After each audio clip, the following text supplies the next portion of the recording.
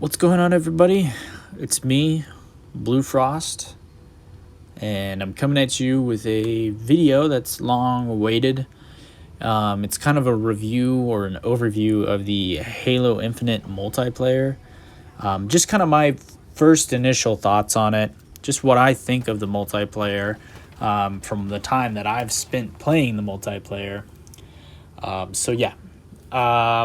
just going to start off with the gunfights. The gunfights are super cool, and as far as compared to other first-person shooter games, um, they're a lot more to handle, because these maps, as far as it's harder to get into a long range fight, you're more into close range fights with your base weapons, unless you pick up different weapons. But most of the fights that I've been in, they'll be within, like, just close enough that you're getting into the fight, and you're doing some damage.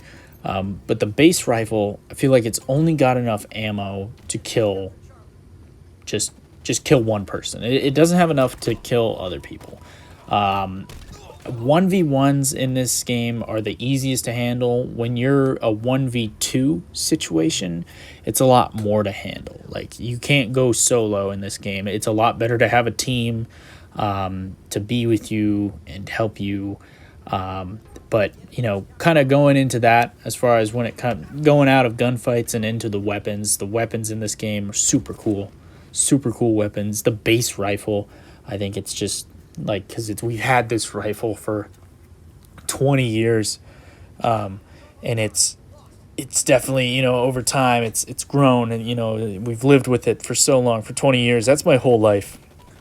By the way, this gun has been with me. The base Halo rifle has been with me my whole life.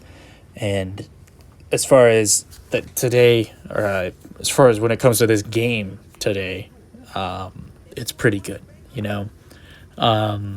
As far as if I were to choose to it before, like if I had another weapon in front of me and it was my base rifle, and my pistol, and I had to switch one of them out for whatever other weapon, I would switch my pistol out. That's kind of a given with any game, so that's kind of a stupid analogy. But yeah, anyway, the weapons in this game are pretty good. As far as playing with some of the energy rifles, I haven't really gotten a chance to play with them that much. I played with, I have played with a lot of the different weapons, but as far as nothing really stood out to me too much. But they're balanced. That's the only thing that stood out to me when you're in a gunfight with these other weapons. They're pretty balanced. I haven't really noticed any guns. Of course, when somebody else is using it, that's when I think it's not balanced. But when I'm using it, it's pretty balanced. Yeah.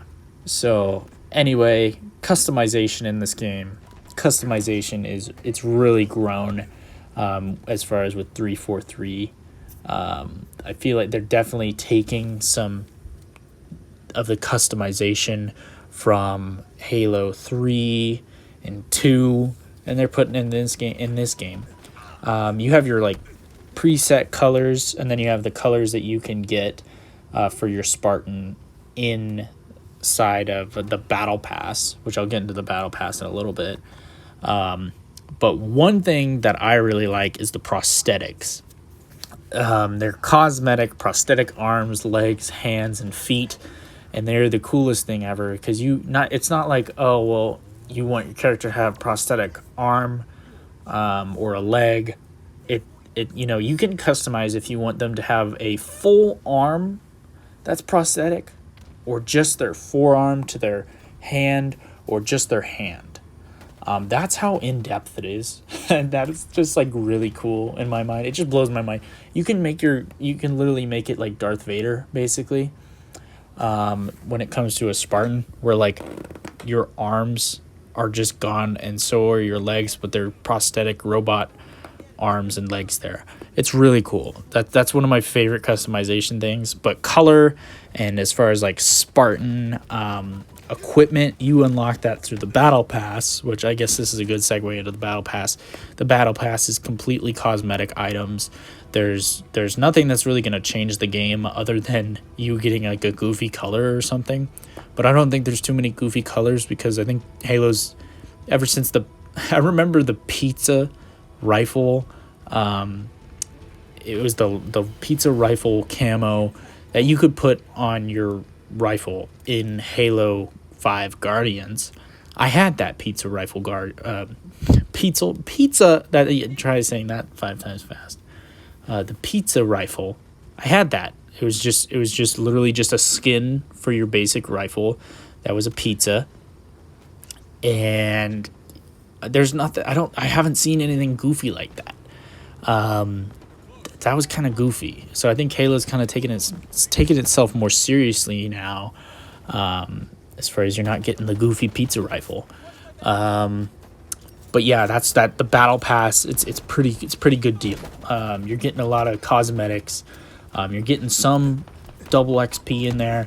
But yeah, they're not going the Call of Duty route where you'll get a rifle. At least I don't think they are. Let me look. At least you're not gonna get like a whole on like friggin' rifle. You're not gonna get a rocket launcher in the battle pass. You're mainly just gonna be getting cosmetics. Another thing that I think is so cool is the AIs, the bots, like the robots. The AI, that's such a cool thing to involve as far as your announcer, basically. Not your like overall announcer, but I forget his name, but they're just really cool to have. Robots are just the coolest thing. Like, not robots, I'm an idiot. The AI, like it's your announcer. You get to choose it basically, and it just helps with when you're capturing an area. It tells you it's basically it is your announcer. I'm an idiot. And it's a cool feature. Like, it sounds weird, but like when you're capturing a zone, your AI robot will pop up. They'll be talking. You know, they'll say, like, there's one that says funny lines. You know, I have that one, but there's other ones that are more serious. I haven't really played them, but they sound pretty serious. But yeah. Aside from the battle pass being all cosmetics, not getting anything game changing in there. You got the maps. The maps are pretty cool. As far as nothing's really, when it comes to a map, it's not really stood out to me. They just feel like Halo maps. They're not, I haven't really, as far as, I'm not an expert at gaming, by the way, guys. I hope you know that. It's very like non-distinguishable from other Halo games, other than, like, of course, this one's an upgrade. You know, like you definitely get your, this one's got newer graphics. But if you were to look at another Halo game, you know, there's not too much of a difference, which is actually a pro. It's actually cool because it's kind of nostalgic. You know, as a kid, I played Halo, and now I'm kind of basically growing up again with these other Halo maps that it seems like I've seen them before, but they're just similar. You know, the kind of layout of the map and just the overall design. It's really, really cool. But yeah, I think that's pretty much all I wanted to hit on.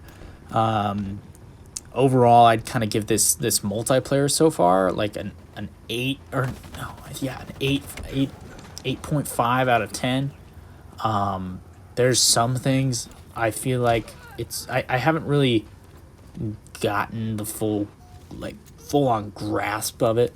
You know, I haven't played like 10, 20 hours like some people. I've only been able to play what I've, you know, been willing to put the time forward. But as someone who's like played it for a little bit, it's a pretty good game. You know, it's pretty good. And did I mention it's free? Like, that's one of the best parts. It's completely free for Xbox users. But yeah, no, 8.5 out of 10. That's going to be all for today's video, guys. I know it's literally been years since I posted, But I want to thank you all for, if you're still sticking around, thank you. If you're new here, go ahead and click the subscribe button. There will be hopefully more videos soon. I kind of want to make I honestly want to do a playthrough of the Halo Infinite campaign, and hopefully, hopefully that works out if I can set it up properly. But anyway, guys, I'll see you in my next video.